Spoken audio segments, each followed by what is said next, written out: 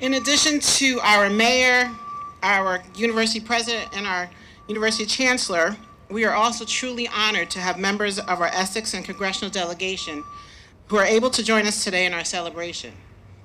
Our first speaker is Congressman Donald Payne Jr., who has been a close partner and friend of Rutgers Newark, as was his father, Bill Payne. I also would like to recognize you. I see you in the audience.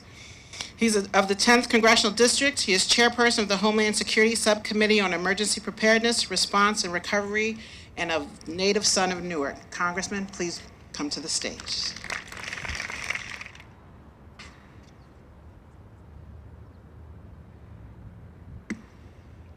Thank you, and good afternoon. It's a real honor and privilege to be here today on such an auspicious occasion of the naming of this field after one of the fathers of this country. Frederick Douglass was the epitome of a man that stood up and was strong. And Madam President, you think you feel bad coming behind the mayor, you can imagine what I feel like. But, you know, I want to first thank Chancellor Cantor for bringing us all together today to commemorate the 170th anniversary of Frederick Douglass's visit to Newark. To President Barchi and to a true friend and leader on the Rutgers campus, Marsha Brown,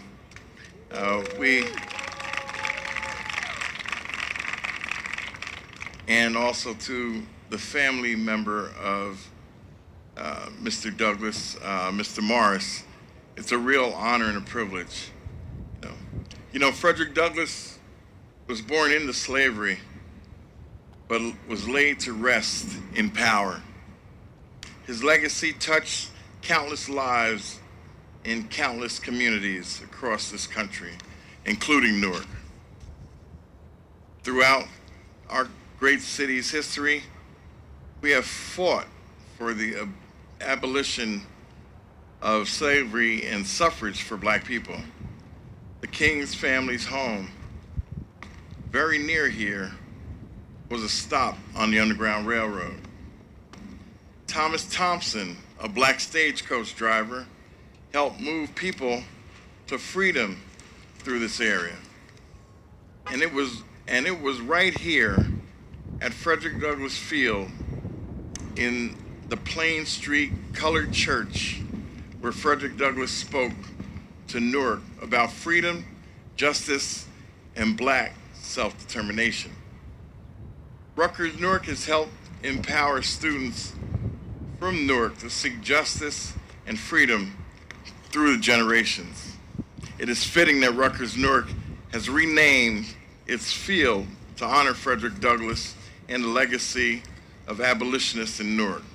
I'm proud to represent Rutgers Newark in Congress, and I'm proud to be here today to celebrate Frederick Douglass' impact on our great city and this great nation. Thank you very much.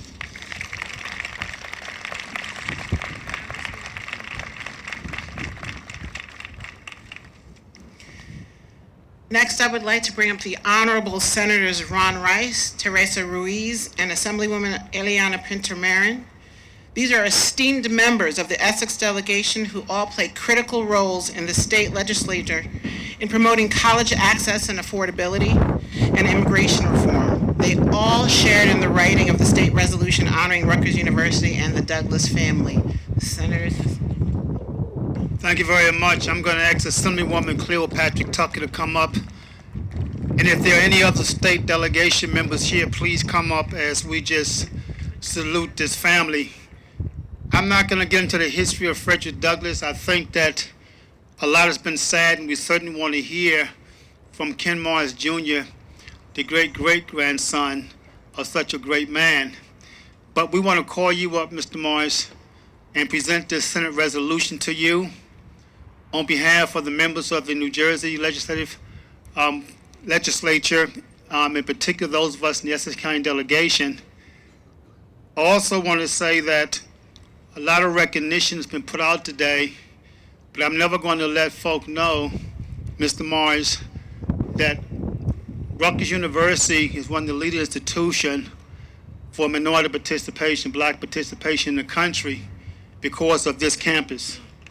And we're never going to let people forget that. There's still a lot of work to be done, President Bocci and Chancellor Cantor throughout the state. But a lot of what happens here, and you heard people alluding to it, was because of the Rutgers African-American alumni members. And some of them are here. I know Diane Hill is here. I know that the Reverend is here, and there are others as well.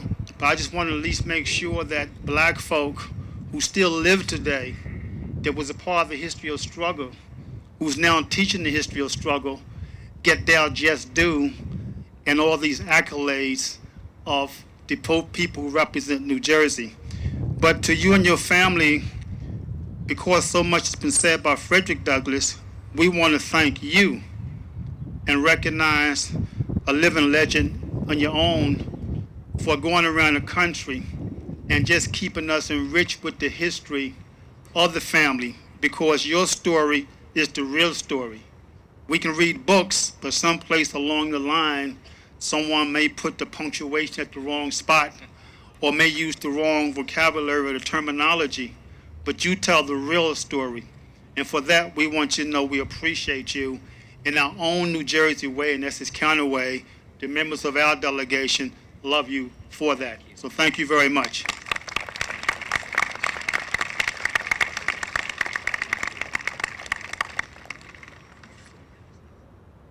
Good afternoon, everyone. It was kismet this morning that I grabbed a red jacket. It was unintentional, but it was perfect. President Barchi, to the mayor, to the council president, the city council, to my delegation here, to Nancy Cantor, who has been passion since day one in converging the community and all of us together to move Rutgers forward, to my dear friend who is wearing a security, I'm not sure what you were doing earlier. In addition to making sure we were all here, I think you were engaging in traffic signaling as well. But who is a fighter and a believer, and how critically important. I think anyone who reads headlines tomorrow will think, why Newark? Some of us will say, yes, Newark, and most of us who live here would say, of course, Newark. Newark has always been a critical cornerstone where passion and fire have converged to create opportunities of hope. That's what we've always stood for. When families have had the opportunity to select a place in this country to raise their family, Newark has been part of that story. When we hear about the legacy of who we are and our universities and institutions, Newark has been the fabric of that story. When we hear and celebrate of a man today that really believed in the human being and therefore fought for human rights, critical components that we still have to step up to and stand up to today. As women in the workforce, as minorities entering schools, when we talk about, for me, the greatest civil discourse that we should be having, that kids should have all an opportunity to enter this institution, not behind the starting line, but at the starting line, we still have to look back, get inspired, stand on the shoulders of, remember and look forward in that legacy of fight, of agitation, of passion and purpose to be sure that the next generation has greater opportunities that we have been given. To your family, thank you for being here in Newark today. To the Rutgers family, thank you for extending and for celebrating. And to my partners in the Essex delegation, thank you for being part of the solution and moving policy forward.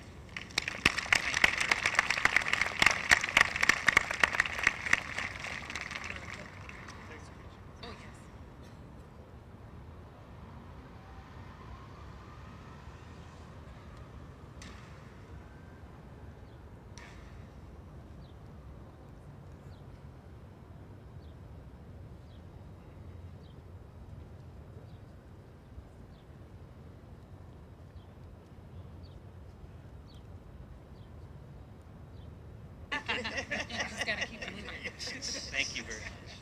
Thank you.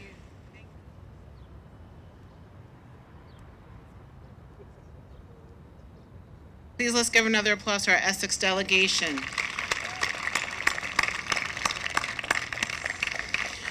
The Essex delegation is critical into the work that we do here at Rutgers University, Newark, so we thank you deeply for all of your support over the years. Thank you very much. And we now are moving to my new friend, who I just met, Charles Barker, who's representing our state Senator Cory Booker. Unfortunately, Senator Booker cannot be here with us today, but we have the next best thing in Mr. Barker, who's a graduate of Rutgers University, New Brunswick, Livingston College, and he's also a constituent advocate for Senator Cory Booker.